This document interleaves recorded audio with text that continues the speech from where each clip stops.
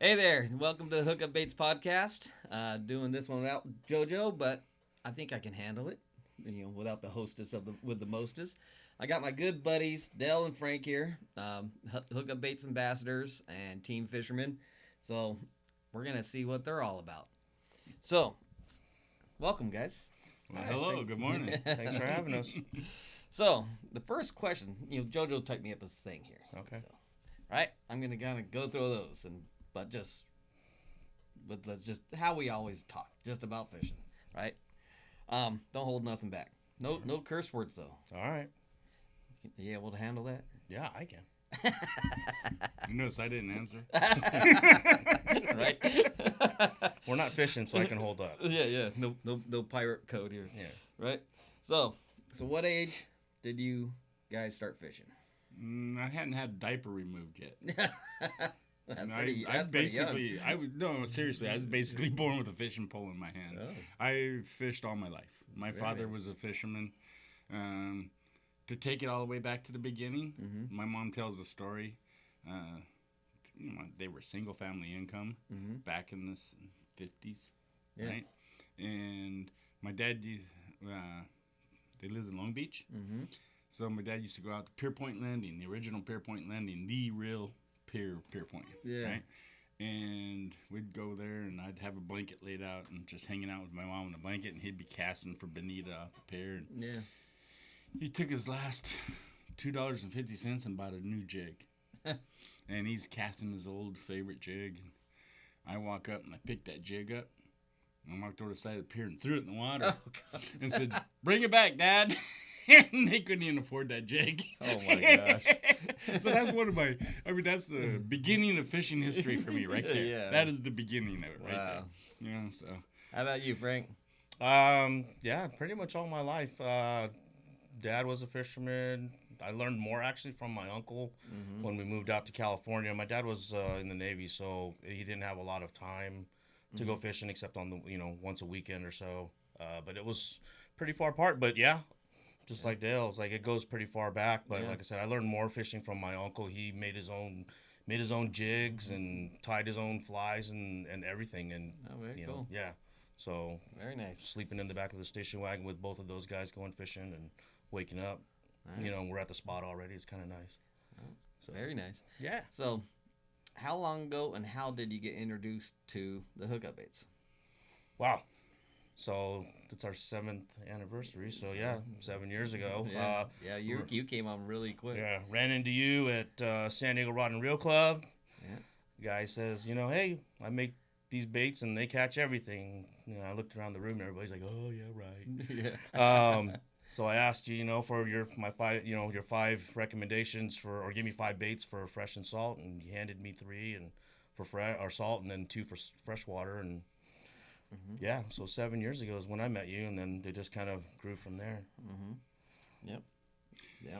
Well, my story is a little bit more intense, I'd have to say. So It always is, Dale. Yeah, right. I'm a talker. So, I did a stint of freshwater bass tournaments. I founded a bass club in 1981, and it's still going strong today, called Point Seekers out of Riverside. Back in the day, I was fishing club tournaments. I was fishing the WON team circuit. 5 years into that.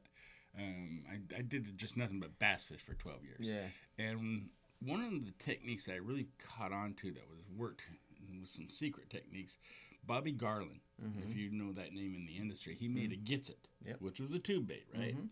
I used that bait a lot. He made a couple, 3 different baits that were just like some of my staples. Yeah. But one of the things I found out about this Gitsit is when we was fishing really clear water, finicky clear water lakes, Havasu, Mead, Mojave, anytime we can get around brush, you could throw pop-Rs or spooks up there, and those fish would come out of that brush, and if they didn't hit it right away, they'd follow it, but they wouldn't eat it in that open water. Yeah.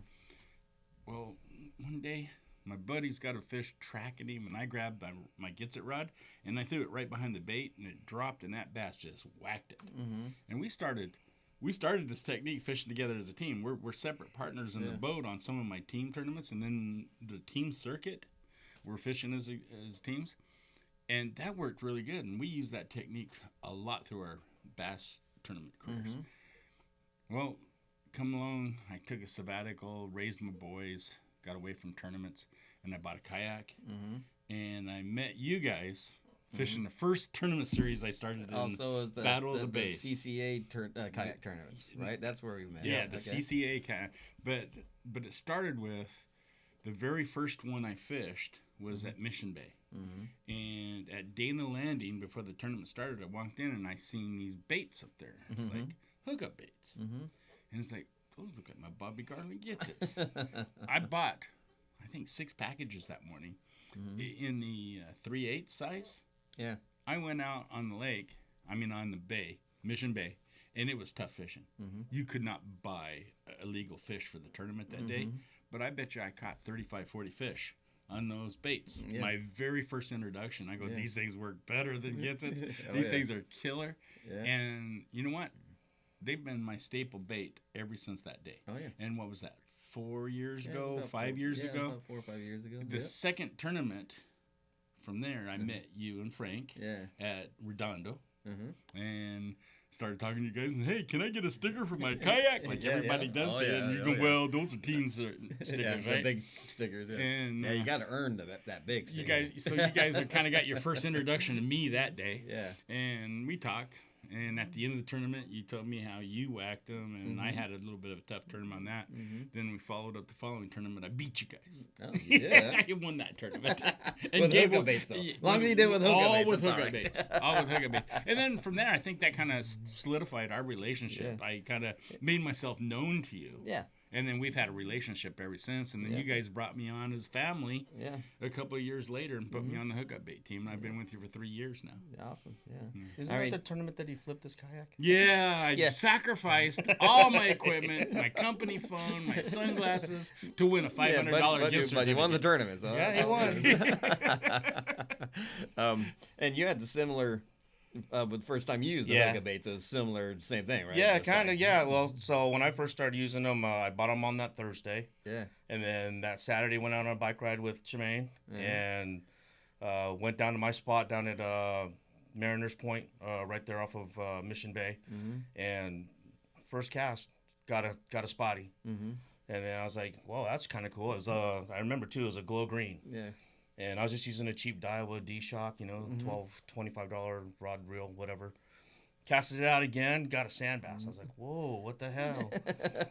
Casted it out again, got a third one. I got a calico. I looked at my wife. I was like, you got to be kidding me, The guy wasn't lying. No, I was like, this is stupid, So Right. then I threw out again, didn't get anything. Threw out again, and I got a halibut, and then one more cast, and I got another spotty. So like in 6 casts, I got 5 fish. Yeah. 4 different species. I was like, you got to be joking me. And I thought it was, Yeah. just a fluke. So I we ended- remember seeing you at the next club meeting. Yeah. You telling me, like, oh my god. okay, I need more. Yeah, these things are insane. I'm like, yeah. Yeah. And so we went on our bike ride, and then so 3 days later, came out on a Tuesday. Said, okay, let's try this again. Yeah. And walked out there to the same, not to the same spot, but to the same point, just in a different area. And there were 5 guys all along the shore, and they were all Carolina rigging and drop shotting squid Yeah. for bass. And walked up to them all. I was like, hey, have you guys caught anything? They're like, no, nothing yet. We're like, okay. So I walked about 50 feet away from them, over by that big flat rock, and I started casting, and it was an outgoing tide. I remember it was an outgoing tide. I casted it, and my bait started going down, and all of a sudden, just bam, I got bit. And then almost every other cast, I was pulling up a fish, a spotty or a sand bass. I was pulling one after another, and they're like looking at me, pointing. And so one guy comes over and goes, "Hey man, what are you using?" It's like, I don't know. I'm using one of these hookup bait things. I just bought them last week at our club. And he goes, "Well, you got any more?" And I'm like, "Well, I got like 3, but yeah, here, you can try it." So he ties it on, and we start casting, and next thing you know, we're both just railing. Nice. Like fish, And then second guy comes over, "Hey, you got any more? What are you guys using?" I said, "We're using these hookup baits." And he's like, "You got any more?" I was like, "I got one more." He goes, "Here, you can try it." He goes, "Okay." Next thing you know, all 3 of us are just railing fish. Yeah. It's like every other cast. Like at least one of us was hooked on. And the magic of hookup baits. Oh gosh. So next thing you know, the rest of them come over. I said, dude, I'm out. I'm out. Took everyone I got. Yeah, I'm out. I can't do anymore. So, but yeah, after that, I was a firm believer. After that, it was no question. Yep. And I remember you came back to us at the club meeting and said how excited you were about them and everything else. Yep. And then I'd use from there continuously showed support for the bait and turning people onto the bait. And after a few months, me and Jojo were like, hey, this guy's a good guy, and kind of it just started from there and then built to you've been one of the family members for a long time. So well, that's awesome. So what does being a hub ambassador to both you guys mean for you? And it's changed a lot. It's changed, my social life around a lot. Yeah. Being able to represent somebody or the company, and that product that that's made in the US. Represent. Make sure we get that clear. Always correcting. So, but to be able to represent a product and the people that are behind that product for the last 7 years has been an honor to me. Oh. It's changed my like I said, it's changed my social life and getting to know a lot more people fishing, and it's kind of broken me out of my shell to kind of talk to more people. And made a lot of new friends. I mean, there's a bunch of people that are friending me on Facebook. I may not know all of them, but Hookup Baits you're like is famous now. well, not as famous as you and Dale, but I'm getting there. I want to be as famous as Tom and Cash. Those guys are Those guys are rocking rock stars. Oh my gosh, I can't compete with that. But no, it's been a ride for 7 years, just getting to know people in the industry and finding out different things and about how to fish and just constantly learning stuff. And I used to fish. I was passionate about fishing, but not like this. Yeah. I mean, I'm sure your game went from here to here. Oh, it was ridiculous. I mean, how much you've learned over the last few years. Yeah. I mean, the minute I sold my old kayak, Hookup Baits came online, and I was like, I got to get my kayak back. I got to get a kayak back. Yeah. It's like, this is ridiculous. What the heck I sell that for? Yeah. I mean, after I found it was from because you're not catching a lot of fish, so the kayak wasn't fun. Right. Now you're like, oh, now I can catch a lot of fish. I need a kayak back. So Hookup Baits and a kayak just go hand in hand. Yeah. If you got one or the other, you got to have both. Yeah. Together. I was that bait and weight guy, and I never used plastics, and now it's like it's the complete opposite. Yeah. So and that's part of being an ambassador. All you use is Hookup Baits. Yeah. Well, you got to use what works. Yeah, that's right. Working. They work really well. Yeah. I mean, part of for me, what it's done for me is exposure. Yeah. A lot of exposure. Between. You say rock star, right? Yeah. Well, we've got the stickers on the boat. I advanced. You the advertise boat. well, yeah. Yes, you got them on your truck, even. Got them on my truck, Yeah. and got them on the boat. I constantly have people stop at me and saying, "Hey, man, are you the owner of Hookup Baits?" I go, "No, I'm too tall to be the owner." I get that a lot. I seen you launching at a Dana the other day. I'm like, it wasn't me. Yeah, that was the other Hookup Bait guy. Yeah, so but having Frank with me, we're the rock stars. Everybody knows Frank, Everybody knows Frank. And everybody's Frank's got stickers and keychains and shirts made after him. Yeah, I don't have any of that. I almost wore the shirt. I have, that big head that covers my whole belly. That's funny. Yeah, no, it's the exposure of what we're doing and the progression of fishing. We've got a good mentor, that teaches us a lot. Yeah, it's a real pleasure to get. I try to help people that just use Hookup Baits in general. I try to help, but when you're part of the family, then you really get all the secrets. Everything I know, I'm trying to teach you guys. It's a real pleasure to get on the boat with you. It's a real learning experience to get on the boat with you. You get us in areas where it's just loaded with fish, and to watch, I watch and try to mimic everything you're doing when I'm on the boat with you. Yeah, that's and it works. I mean, it's just I have it dialed, and you never stop learning while you're out there, and try to just fine tune everything, boat positioning, going to the spot, the game plan, and then presenting the Hookup Baits to that spot. It's the thing, and you'll never have it dialed, but you can get better at it. We're spoiled, though. I mean, honestly, we're spoiled. It's like it's hard to go on another boat after going on the hub boat and trying to go fish with somebody else. Even Dale. Even Dale. My boat all the time. What are you saying? Hey, you're in my boat 90% of the time. I'm not knocking your boat. I'm not knocking it. I'm just saying it's hard to go on another boat, whether it's a party boat or a private boat. Even on my kayak, it's hard to Is he calling you every week? Where we fishing tomorrow? Yeah. Is he? No. Okay. No. He says I'm going fishing with Dell. Yeah. I'm like, ah, cool. Yeah. But yeah, it's hard to meet up to those standards, though. I mean, the hub boat does catch fish crazy. It does, man. So what if you guys were out on the water? Say it's calico and sand bass fishing. What is your go-to hookup bait? Size and color.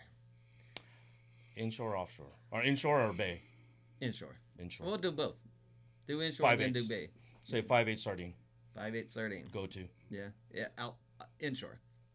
1 ounce sardine. Okay. Yep. So I'm bouncing. Big game or bullet? Probably the big game. Big game. Yeah, for me it's the big game. I like fishing the big game better than the bullet. So I'm ounce and a half single rig. It's really hard to nail down a color. Don't nail me down on a color because days and times change.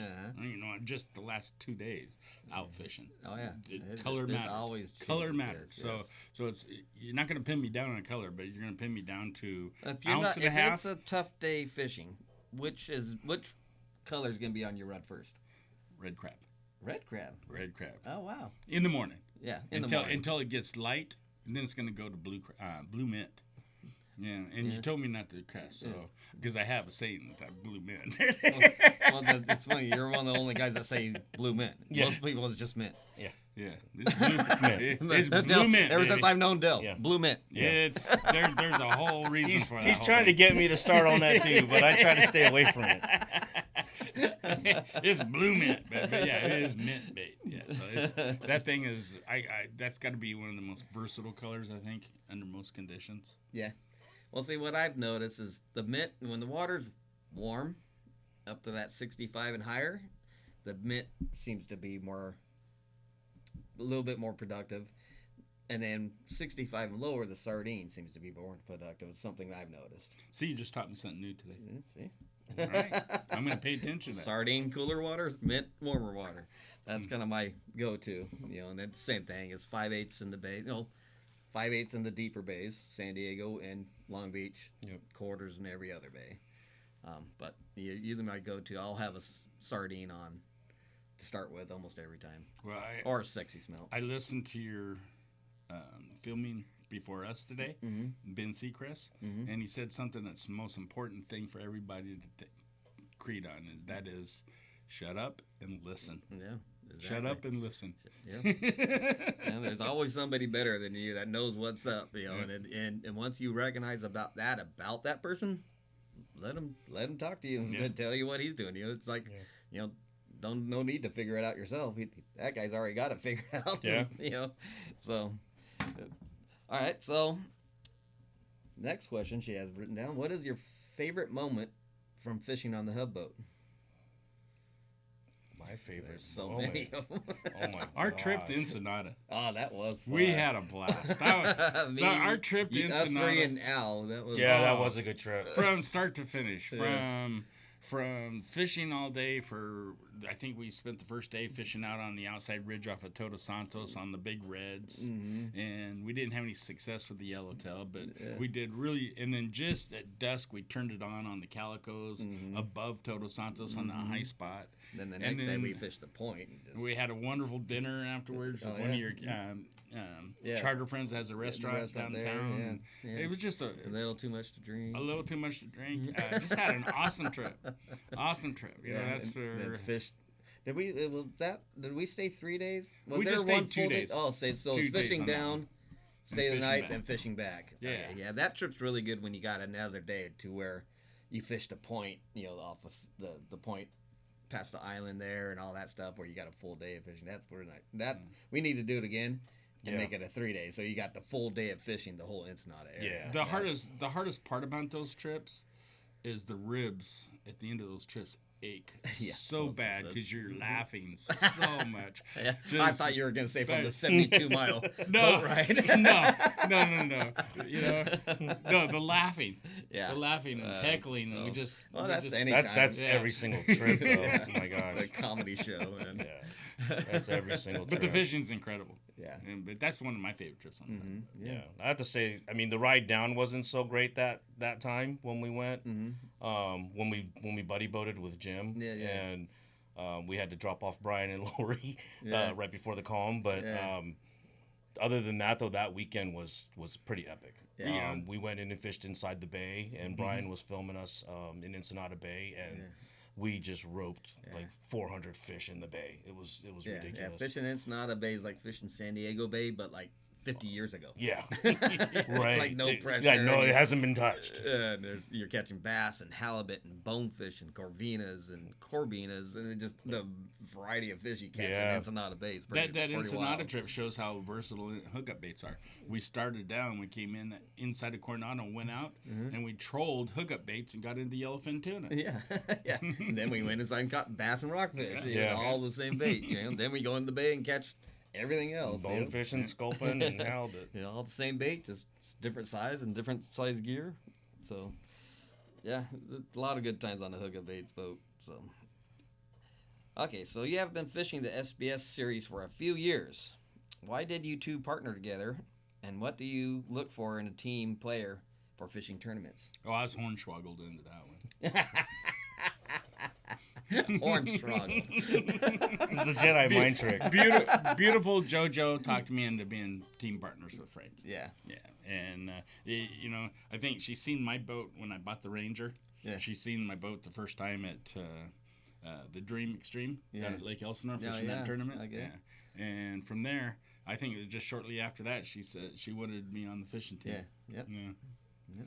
And once I got the boat, and you guys kind of already knew that, hey, this guy's a competitor. Yeah. You know, because you guys have been fishing against me in the kayak series on multiple different Yeah. tournaments. Yeah, and, so yeah, and- we already knew you, and yeah. you knew you'd like to tournament fish, and that's part of, like, you know, a lot of people, you know, I get asked many times a week, you know, how do I be an ambassador? How do I be a sponsored? And, you know, by Hookup Baits and all this stuff, and one of the requirements, you have to fish tournaments. Yeah. Because I believe the best fisherman and the best way to promote a brand is by tournament fishing. And you're on the water at the same time as everyone else fishing for the same fish on the same day.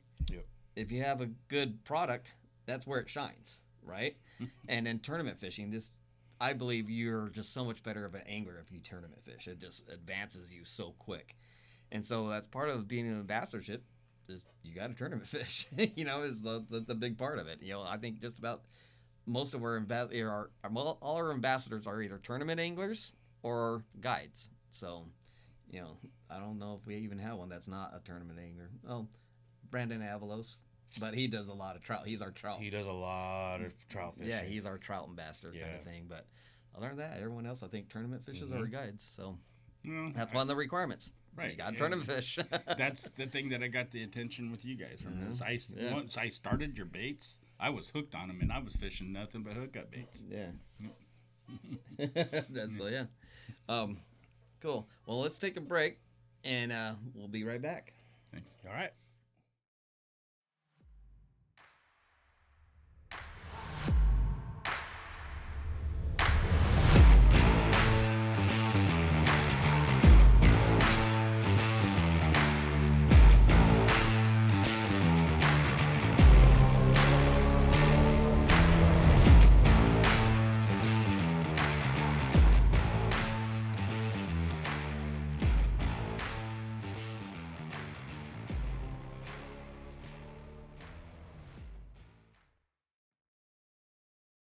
Hey guys, we're back with Dale Shaw and Frank Santiago. And so Hookup Baits ambassador and team anglers. So before break we're talking about, you know, how do you guys get teamed up and stuff. So you had a lot of experience freshwater bass tournament fishing, then the kayak saltwater bass. That was Stuff. a go-to to get back into competition when I found that saltwater series. Yeah. And then Frank was all originally teamed up with Richard. Yep. And you did what, 2 years with Richard? We did Yeah, 3 years actually, I think. 3 years? Yeah. And he, he decided he was going to do some other things, and so I was like, okay, well, let me see if I can find another partner, and kind of talked it over with you guys, and trying to get your input, and I was like, well, what do you guys think about Dale? And so I was like, he'd be pretty solid. He competed pretty well in Battle of the Bays, and he gets along with everybody, and so that chemistry was there. And he's got a nice boat. He got a nice boat. So it was a perfect fit. Yeah. So and then as JoJo kind of put that together. You guys together, and you guys have been doing the SBS series now. This was our third. This was our third. Yeah. So like I'm a 6-year freshman, So feel like Rodney Dangerfield. But but it's been, we've had our ups and downs. I mean, sometimes you guys just kill it, and then sometimes you guys bomb, and then a lot of times you guys stay right in the middle. So you just got to get that consistency going. And we find ourselves zigging when we should have zagged. Yeah. Well, that kind of goes to the next question she has. Do you have a game plan before you hit the water? Yeah, we always have a game plan. But you just don't follow it. No, not at all. Sometimes we get too hooked into that game plan. Yeah, you don't. And that is a hard thing. Sometimes when your game plan is just going out the window, knowing what next to do is huge. You know what I mean? That's the hard part. Yeah. And we too often say stick to the game plan. Yeah. And we don't adapt fast enough, and that's hurt us. And that's another hard thing to learn is just your instinct of stick to the game plan, or we need to do something completely different. Right. And I think that's one thing where I'm really good at. Yes. On the water, just this ain't working. We got to do this. Yep. And Al lets me make that decision most of the time pretty easily. So, we put and that's another thing when you all of a sudden you're going to change the game plan completely. Yeah. To have both guys agree on that game plan. Right. That's another thing. Right. Yeah. So that's the thing with team fishing is a little bit. It's you gotta trust each other. Yeah. You just gotta be able to make the decision and go with it. And then live with the consequences afterwards. If it doesn't work, you can't be like, oh, it was all Frank's fault. Yeah, we should have stuck to the plan. Yesterday was one of those adaptions, right? Yeah. Our game plan, solid for yesterday's tournament, was to fish the pipe. Mm-hmm. Because we knew you weren't going to be there. Okay? Serious though. That's a serious. Yeah, Chad's in Long Beach. Let's Chad's go. Not going to be there.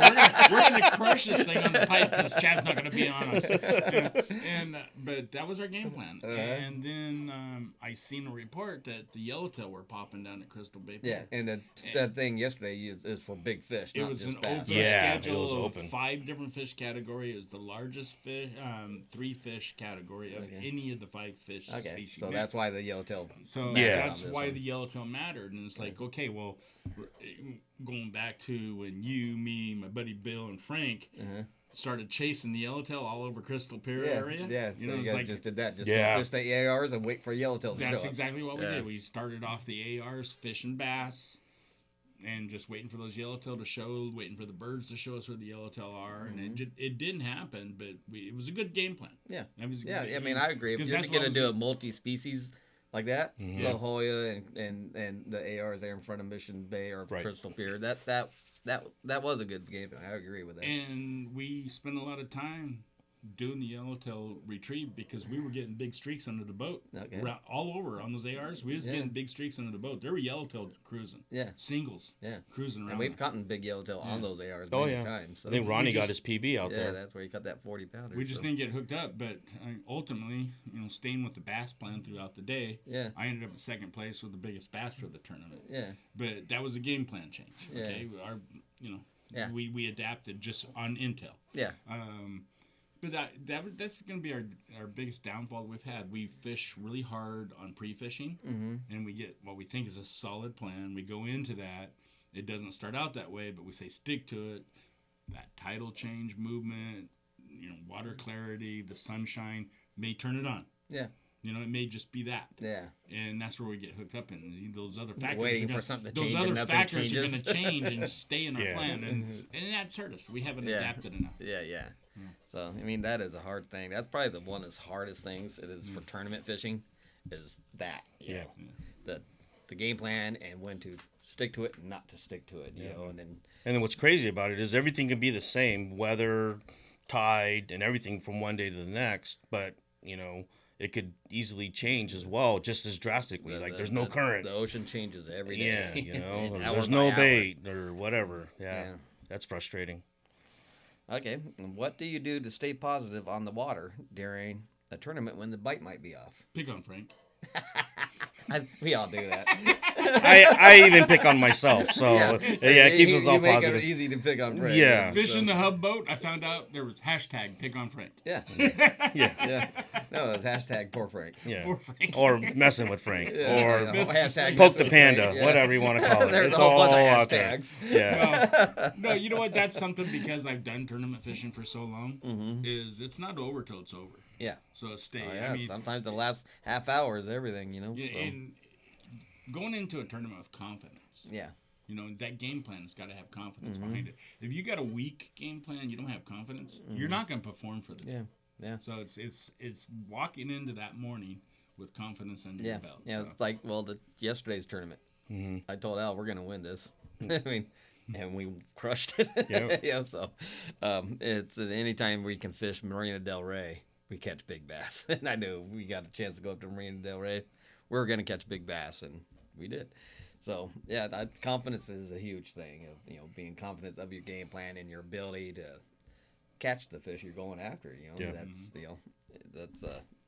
I fish with a ton of confidence, and I think that's one of my other strong points is, where a lot of times Al might second guess what I'm doing. Mm-hmm. And I say it, I was like, just keep casting, Al. And he's like, okay. And then it works out. I got confidence on what we're doing is going to work. So, so the big question, are you staying in the rookie division or going to the Masters this year? I'm over it. I'm doing Masters. Yeah, hell yeah. We're moving up. Yeah. I wanted to do Masters last season. Okay. And we felt that, you know what, let's see if we can't steady out our performance a little bit more evenly and stay in rookie one more year. And I kind of regret it. If you guys stay consistent, you have no problem competing. That's all it is. Yeah, because I kind of regret that we didn't do Masters last year just for the simple fact that when we do good, we're right up there with the Masters guys. Exactly. We're not capable of that all. When we have our good days, we're right up there or above the Master guys. Exactly, yeah. So we're there. We were ready gotta for even that out a little Yeah. bit, and you guys will be fine. adapt our game plan some. I think that's our weakest point. We stick to that game plan too much. Yeah. Overthink it a little too much instead of just following instinct. Yeah, and we found that out. Just being consistent, you'll definitely. I mean, you don't have to place, first or second every single time. As long as you're just consistent, you'll beat a lot of the guys, towards the end of the year. Exactly. Yeah. So, we talked about that one. So, what is your biggest fish caught on a hookup bait? 44-pound yellow.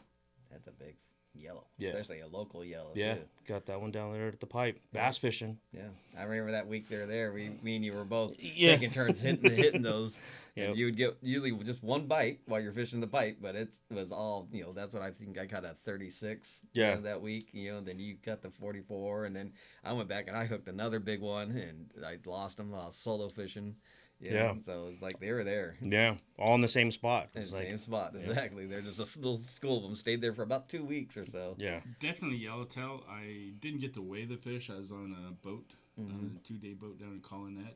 And I actually I remember two that was trips. before you became an ambassador. I remember Yes. you were making a bunch of posts going down calling fishing the 4 ounce and stuff. The and catching 4 ounce red Yeah. crab down in Collinet and getting these huge yellowtail. Yeah. They were all 30-pound plus. Yeah. And I think 1 or 2 of them may have hit 40. Uh-huh. They were big. I mean, Yeah, I'm they were- holding them. they're- They're touching the ground, Yeah, right? they were big ones. And they were big yellows. And the first trip out, I was on this 2-day trip. And the damn deckhand, I got my big coffee grinder and Yeah, the big spin spinning rod, yeah. and I got this big old hot dog, right? And I throw it out there, and this deckhand walks up to me and goes, dude, he goes, I don't know what the hell you're doing, but get rid of that thing and let's do some fishing.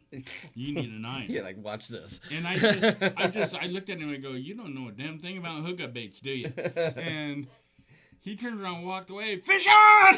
Literally, he walked away and I hooked one back. And that day, I think I had 2 more fish than everybody else on the boat. Yeah. Yeah, and I ran out of bodies that day. Yeah. That day, yeah. So it was, I mean, you think these deckhands. I mean, I see like when I do these trips with people and stuff. you never tell somebody that they're not going to catch fish because that's the guy that's going to catch a fish and make you look stupid every time. And a seasoned deckhand should know not to ever say that to anybody. No, because it will happen every time. First of all, they're in the customer service industry. Exactly. They shouldn't be talking to the customer that way, regardless. Exactly. But, you should know, as soon as you tell somebody you're doing it wrong, they're going to humble you in a second. So you have been fishing, saltwater tournament fishing, but recently you've been doing more freshwater bass fishing. I don't like tournaments and stuff. I know. I don't like it anymore. I think Frank followed me. And I can see that. I mean, once you get spoiled on the saltwater bass thing and saltwater bass fishing tournaments, to go back to freshwater it would be a tough. I've been thinking about doing it for years. I just can't do it. I'm too spoiled. I can't. I have a hard time going 8 hours to get one bite when I can go out to the bay and get 8 fish in 1 minute. So to do that switch, that's what for me too. Yeah, it's so tough. I mean, I you live don't have for bites. I'm addicted to bites. Yeah. If I'm not getting bites, I'm like, yeah, I'm not having fun. Well, that was the reason why I sold my last kayak, was because I wasn't getting bites. I mean, they were few and far between. But I mean, I'd catch fish, but it's nothing like hookup baits. But you had to work for it, like really, really hard, and maybe catch 2 or 3 fish for the whole day freshwater fishing. It's horrible, I'm and just watching if Dale any catch fish all day long. You don't catch fish all day long. Come on. Freshwater. No, actually, I mean, you catch more, but not all day long. No, you don't in freshwater. You don't. Oh my gosh. And that's especially what I tell SoCal everybody. freshwater, you don't. It's a heavily pressured fishery. It's a heavily pressured fishery, and you're against a lot of good, challenging anglers too. Yeah. But I got back to my roots this year. Mm-hmm. I mean, I've gotten back in that freshwater thing for, is it 2 seasons we fished it now? yes, Yeah, 2 seasons. We don't get to fish the full season because it collides with our saltwater bass series. It's more important to us. But I got my mojo back there. Yeah, Dude, I was finishing. I was finishing in the top 10s. My nice. best finish was 6th, and I qualified for the West Coast Championships, and that was really exciting because now I'm going to Clear Lake, a lake that I loved back in the day. And how'd that trip go? That trip sucked. It was so disappointing. I mean, my last trip to Clear Lake was in 1998, fishing the WON team tournament. Still good. And my partner and I, we had 5-pound average all 3 days, right? And we had 27 pounds, 28 pounds, and 27 pounds. And we didn't finish in the money. I know. It took an insane. 8-pound average to win that tournament, you know? And that's what I expected from Clear Lake. I was just so jacked up to go to Clear Lake because of my last days back there, right? Yeah. It's a different lake now because, and it's tournament fishing that's just tore that lake up. It gets so much pressure now. One of our ambassadors, Don Brown, he's been a guide on that lake for 35 years, right? And every time, I've never fished Clear Lake until the last 2 years. And I fished it, probably a total of a week, 5-6 days, and we caught fish every time, but the biggest one is maybe 5 pounds, 6 pounds, a lot of 3s and stuff. But even then, it's only 20 fish days, 30 fish days, and he's like, "Oh, you should have seen it back in the day." Like, you should have been here yesterday. Yeah, Back in the day, a good tournament would be 20 fish day. Yeah. If you had a 30 fish day on any lake, freshwater fishing's a hell of a day on freshwater. And at freshwater bass fishing like that, I can do that. That's kind of almost getting near saltwater fishing, but the whole all day for 2 bites or 3 bites, I just can't do it. So here was Clear Lake in a nutshell, right? I fished double rig, the black gold, like you said, was the primary. I fished the hell out of that, and I did multiple baits trying to make things happen, and I got 2 fish the first day, and I broke off. I did break off. I came unbuttoned on 1 Clear Lake fish, and I had a fish over 5 pounds. A good one, Yeah, I had him to the boat, and he made one more run and just come unbuttoned. And the next day, I started Rattlesnake Island from the lawn tramp. The Rattlesnake Island is only a quarter mile, but then from there, we did that whole bay, all the way down to that outside point, all the way back across, and all the way back down the beach. I traveled about 10 miles pedaling because we couldn't have our trolling motors on there. We didn't have CF numbers. Oh, so it was a Jeez, long, hard that- day in 103-degree weather oh yeah, for and, one and it fish. gets hot there. For That's one true. fish. It was tough. Yeah, that's awesome. Or not awesome, but Yeah. Oh, Ronnie, I think Ronnie was ready to come home after the first day, right? No, Ronnie wasn't. That was the others. That was our other boys in the SoCal kayaks. They were tied up to fish Sunday too, and they all went home on Saturday. and they pre-fished all week long and only got 1 or 2 fish for a week with a pre-fishing. It was tough. Sounds like fun. So what is your favorite hookup bait for freshwater bass? Oh, it's gonna be the quarter ounce. The quarter. The quarter ounce. Yeah, most Yeah, people I fish mean, the eighth. 1/8, most I'm people sorry. fish the eighth. Yeah. I'm sorry. Okay, the eighth. The 1/8. 1/8 Okay, ounce. Yeah, the 1/8 Yeah, ounce. that's kind of our primary freshwater bass Yeah. bait is the 1/8 And I ounce. think the best color seems to be sardine. Sardine. Yeah, you know, the white shad works some, but that sardine really works. You know, that's Chovy the one. was mine. Chovy Chovy? is your best color. Yeah, sardine was my best color that I've Like done so far. you know, so I get all the social media people catching bass and everything else, and I think Chovy. I get more pictures of people catching bass on Chovy than any of the other colors. Yeah. Yeah, well, it comes closest. That and the white shad comes closest to the bait you got in the Yeah, water, the shad, right? yeah. And so and you can bounce them off the grass beds. Mm-hmm. You know, you can fish them out in open water. Yep. Cast Well, then you got the weedless rig on the bodies too. You can Yeah. do, you know, Well, for that fishing would- above the grass. we've and had stuff. Yeah, Yeah. I treated them like a drop shot. Yeah. And it worked really Oh, well. yeah. We have not No, completely. there's more ways to use hookup bait than you ever know. we when we're fishing freshwater bass, we're not just fishing the manufactured hookup bait. Yeah. We're buying the replacement bodies, Yeah, and we're rigging, fishing. Texas Mhm. rigging them, We're drop Texas shotting rigging. them. We're drop shotting them. Drop shotting is really effective, and the weedless hooks with the little lead underneath. What do they call those hooks? I can't think of the name. The of them. EWG hooks. Yeah. But those seem to be like one of the best. You that up in the grass and bounce that out of the grass, and that seems to be the best Exactly. technique using the hookup. Yeah. bait. Yeah. And you're able to fill them with scent, which that really worked really Yeah. well. Yes. Yeah, those Yes. bass, freshwater bass really react to our mermaid smell Yeah. scent very Yep. well. So, and it's like one of our junior ambassadors, he started using the crustacean Mm-hmm. and he said it made all the difference in the world. Went from getting 1 or 2 bites, put crustacean on there, and they're getting bites every other cast or so. It's like, it's like night and day. So it's like, wow. And it's kind of like the crawfish we make for bass works great on spotties and calico bass. and Yeah, everything else. yeah, exactly. And it's the other way too. The crustacean, which is crab and shrimp, works really well on the Yeah. freshwater bass. I've noticed So that as so long well. as it just smells like something natural and Right. fishy, it doesn't matter. Yeah, it's Freshwater, between the saltwater. crawdad or the crustacean and the garlic. Yeah, the garlic still works. Garlic just works It's for like- every fish in Yeah. the world. Everything likes good garlic. So Everybody in the freshwater lakes down here in San Diego County are fishing a lot of flukes, and the hookup bait totally outperforms the fluke. oh yeah, I agree.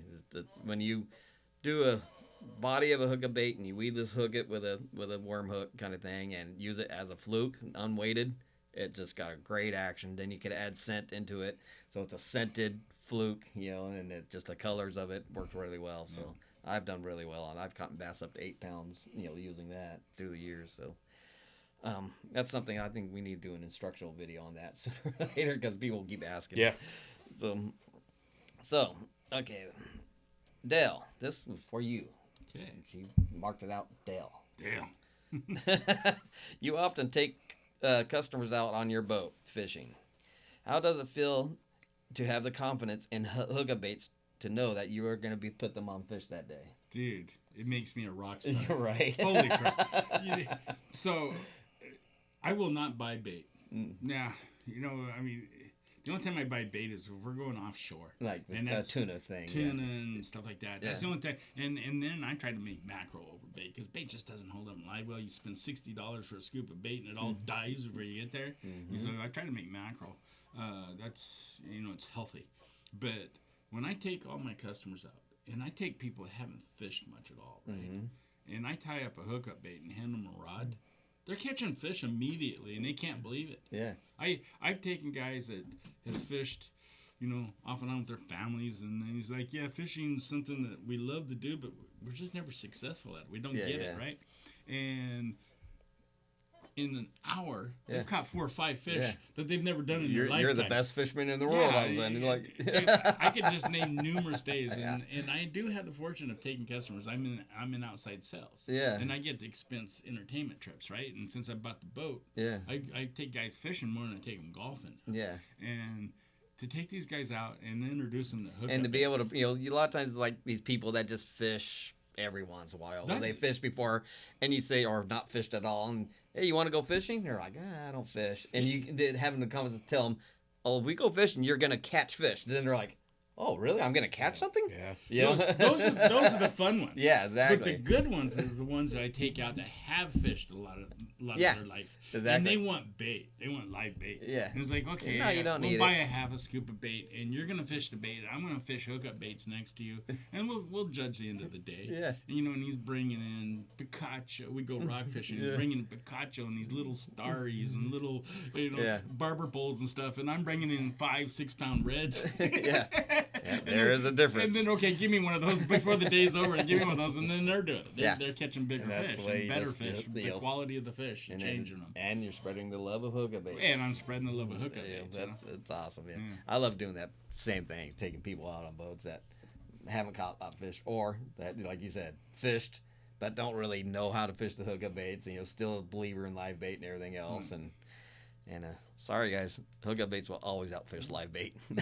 Absolutely. And there's never been a live bait ever on the hub boat, not a single piece. If you don't believe us, invite us out fishing sometime. The question will be at the end of the day is, hey, can I get one of those? Yeah. Where do I buy these? You got any more of those? Yep. So this is a Frank question. Uh-oh. You have been part of the Hub family from the beginning. Have you seen us grow into what we are today? You have seen us grow into what we are today. How has this experience affected you? Man, I kind of already answered that. I think I answered that already. Yeah. But yeah, it's changed just my way of fishing and getting to know people and introducing the baits and just being more outspoken. Just from a personal level, not even just from hookup baits, but just being able to talk about it, talk about fishing more, and just my life experiences that's brought me out of a shell. So now I'm talking in front of the clubs every now and again, and we try to do that with the Hookup Baits family. Spread the seminars out, spread the veterans trips out. We sponsor a lot of veteran trips, and we try to have a different person do one every time, so we all get to experience all the fun stuff. Watching veterans that never caught fish all of a sudden catching fish, and being there part of it, taking the kids fishing. Here's how you cast this. Now, hang on, here you go. You can't make this up. Honestly, you really can. Yeah. We fished 5 days straight on half-day boats. Oh yeah, you guys did that kids thing. We sponsored. We did another Friends one of Rollo. Recently. The Friends of Rollo and stuff. And we start out the day. We got 100 fishing rods, and we're tying hookup baits on every one of them. And these kids are casting the hookup baits out there and slamming the calicos on hookup baits, and they've never fished. And you're seeing the smiles. Just like they're stoked. That's not gratifying. Nothing stokes a kid out more than catching a fish. I mean, so it's one thing. We just talked about this to a guy at the tournament yesterday. After the tournament, he goes, you have that one video where that little kid caught that yellowtail. Jax. Right? Where we got the 5-way. Yeah. He goes, anytime I'm feeling down, I watch that video. I'm like, I'm with you. I do the same thing. Yeah. That video, if you are having a down day, watch that video where it says, I think it's Grom Yellowtail or something like that. Grom of the Month Yellowtail trip where these two kids catch their first yellowtail ever, and they're about this high. Yep. And that just seeing the stoke of that is like that was like, okay, now I'm good. Now I'm happy. The hilarious part of this, you tell the story that you guys all hook up, and he's sitting there. He goes, "What do I do? What do I do?" You go, just cast in there. The yellowtail just cast out that way. And the smallest guy in the boat, he's not getting out there as quick as everyone else, and I'm ready to hand my yellowtail off, but I want him to hook his yellowtails. I keep saying, just cast. And then finally he sees a fish boil just right there, and as he's turning to cast, you see his face just like he's lit up, and he just does a little whoop. I mean, it only goes 20 yards maybe. Yeah. And it hits the water. He clicks the bell. and he's on. And then you guys are all hooked up, and he's all by himself, and he's just like, He's saying, help, help. help. That's a But when we fantastic land thing. all 5 of those yellowtail and just the stoke on those kids' You face. did a good job with it. You did a great job. Well, Tom videoing that when it all happened. So that was an awesome day. So, I mean, but that right there, that video just shows exactly what we do the kid trips for, the veterans trips for, and what we want to share with all the Hookup Baits family members to share that stoke, you know, and continue, you know, doing what you do as ambassadors. So. The first day of Friends of Rollo, we had, was it 3rd and 4th graders or 4th and 5th graders? I believe they were 4th graders. And so they lined them up 5 kids at a time, and we thought it was going to be total mayhem, right? Yeah. Well, because Frank and I are working the trout pin. And it's a pin. Oh yeah, that was the one. That was the one up at Lake Aquamaca. Twice the width of this table and twice the depth of this table, right? And they put 400 pounds of trout in this little pin. And we just put on the little 30-second. The 30. The one above that. 1/16. I don't know the sizes real well. 16. The 1/16. So we tied those on, and the kids would just dip them in, whack, whack. Every single kid came through 2 or 3 times. Not one kid did not get a fish out of that. Wow. And then we sent them over, and they got their photos. And at the end of the day, they went to empty that pin, and they said there was probably only 15, 20 trout left. Really? So every trout in there ate every single one, all the way down to the bottom of that pin, we were getting those kids hooked up on fish. Wow. Yeah, we emptied that thing. Pretty it was awesome. incredible. I mean, that's cool, man. We emptied that thing. So, where do you see Hookup Baits in 3 to 5 years? Internationally. Let's go. Internationally, yeah. Well, you guys are doing good because one of the things is controlling the growth of a company, building the team under you as you go, and you guys are controlling it really well. Yeah. But you know, as you got a good tip today. Yeah. Getting out to Chicago. Yeah. Getting on the big lake there. Promote that smallmouth bass industry. I could see those showing up on these pro fishermen's list if you do that. Because well, there's a lot of not a lot. There's a few using them, but they're secret bait and that's the thing with the freshwater market. The baits work great for freshwater bass, right? They have their spot, they have their use, but it's the freshwater bass world is everything's a secret. So that's unless you're giving them a lot of money, it's hard to get known in that world. Yeah. Well, right now you're getting out there from lake to lake, venue to venue, and you're promoting it. And every time you get out there promoting, you're picking up dealers in that area. Exactly. I think your next step over the next 5 years is building a team, a promotional team, whether it's in-house or hiring some companies, and expanding your future. And your future is going to be huge. Yeah. This bait, literally, like we're talking about me taking customers out. This bait does the job for you. Yeah. And you just have to control some of that element to enhance it. Yeah. But it doesn't matter who you are. The bait's going to do the job for you. Yeah. Gotcha. I get it. My vision. I've had the same vision since we were in the garage. Yeah. When I first met you guys, is get into a bigger warehouse. Yeah. And just like more. And and all that, just like Shimano did with their wax wings and Lucanus jigs, I can see Hookup Baits becoming a system. Spinning rod, a specific spinning rod line, your reels and the baits, all a one-stop shop. Yeah. That's always been my vision for this. Yeah. And I mean, like I said, we got in the warehouse 2 years early. Yeah, that was a great plan. Because there is a system to it. So. Yeah. So it's all make it easy. About how you increase your manufacturing, right? Yeah, manufacturing's first. There's gonna be at some point where automation's gonna have to come in for the volume. Yeah. To get that growth. And that's in the works. Yeah. But right now they do it all by hand, and they do a fantastic job. Yeah, with it. in San Diego, 100%. Yeah. So actually, I forgot to mention that Frank makes some money off of Hookup Baits. He's actually an employee where. You got a side business. The majority of our lead heads are made by Frank. So not doing it for the money. It's never been about the money or anything with Hookup Baits, and it's just been for the love of the product and the people, and what this brand represents is just to get people stoked on fishing. And it's been that way for 7 years, and it's awesome to watch people just catch fish. Oh, I agree. You know, 100%. It's getting people stoked on their catching their first or their biggest or their best day of fishing is just that's what I live for. That's my stoke, in life. It's just, watching that brand grow and get known, but creating memories for people. Right. Yeah, I see a lot of that down at the landings. Is more people are fishing with their kids. Yeah. Moms and with the wives kids, and the moms. Because Hookup Baits makes it so easy. Yep. You're taking people that normally wouldn't fish, right, fishing now. So, and we're creating memories. So that's I love that. That's what we're all about. So, I hope you enjoyed this one with my good friends Dale and Frank.